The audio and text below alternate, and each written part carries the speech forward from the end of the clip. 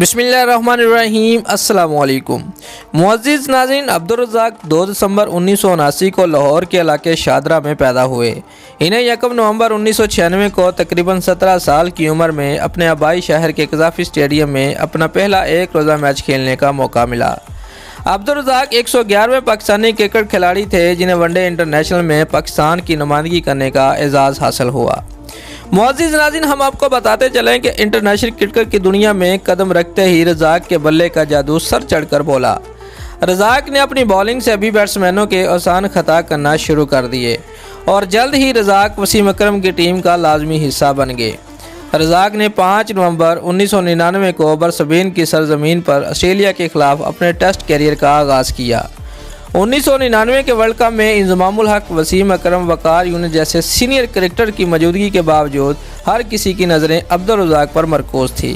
پاکستان نے world cup میں اپنے ابتدائی میچ میں ویسٹ انڈیز جیسی ٹیم کو 228 رنز کا ہدف دیا، لیکن عبدالرزاق اس آسان ہدف کو اپنی بالنگ کے ذریعے ناممکن بنا دیا۔ رزاق نے صرف 32 رنز کے عوض کالی آندھی کے 3 مایہ ناز بیٹسمینوں کو میدان بدر کیا۔ آسٹریلیا کو گروپ میچ میں عبرتناک شکست دینے میں بھی رزاق نے کلیدی کردار ادا کیا۔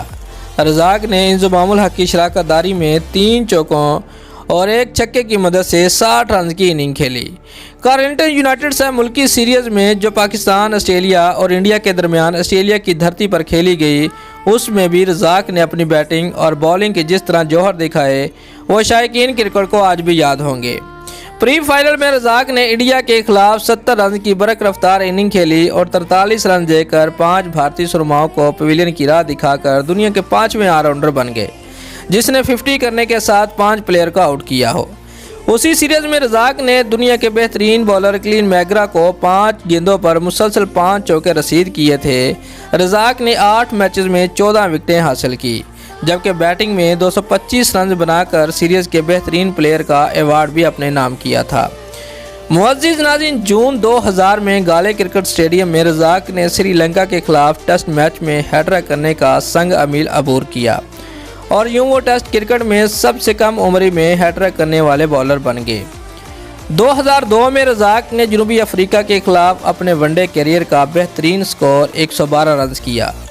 عبدالرزاق کے کیریئر کا اگر کوئی سب سے یادگار ٹیسٹ میچ ہوگا تو یقیناً کراچی ٹیسٹ ہوگا، جس میں عرفان پٹھان نے اپنے ابتدائی اوور میں سلمان بٹ، یونس خان اور محمد یوسف کا شکار کرتے ہوئے ہیٹرک کی، اور جب پاکستان کے 39 کے مجموعی سکور پر 6 اہم پلیئرز آؤٹ ہو چکے تھے، تب عبدالرزاق اور کامران اکمل بدترتیب 45 اور 113 رنز کی اننگ کھیل کر ٹیم کو 245 کے باعزت ٹوٹل تک لے گئے۔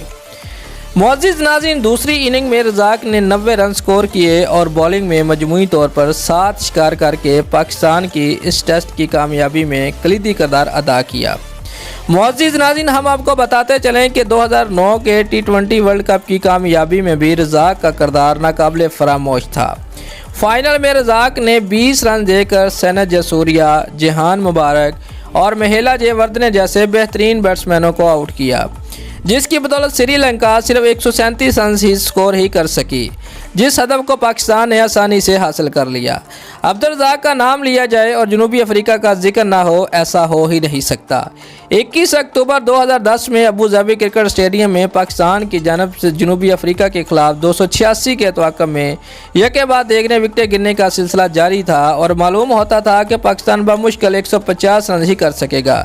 اس وقت رزاق وکٹ پر آئے اور چھکے اور چوکوں کی برسات شروع ہو گئی۔ رزاق نے 7 چوکوں اور 10 چھکوں کی مدد سے 109 رنز کی دھواں دار اننگ کھیلی اور آخری گیند قبل ہی عبدالرزاق کی بدولت پاکستان اس معرکے میں سرخرو ہو گیا۔ اس دن پاکستان کے اس وقت کے کپتان شاہد افریدی نے کہا تھا کہ آج سے بوم بوم میں نہیں بلکہ رزاق ہیں۔ نیوزی لینڈ کے سابق کپتان سٹیون فلیمنگ نے کہا تھا کہ عبدالرزاق دنیا کا بہترین برق رفتار بیٹسمین ہے۔ عبدالرزاق کو بیٹنگ میں جرح مزاجی کی وجہ سے بینگ بینگ رزاق اور سولجر کے ناموں سے بھی پکارا جاتا ہے۔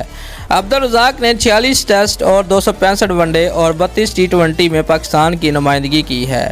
عبدالرزاق PSL میں کوئٹہ گلیڈیٹر کے بولنگ کوچ مقرر کیے گئے ہیں۔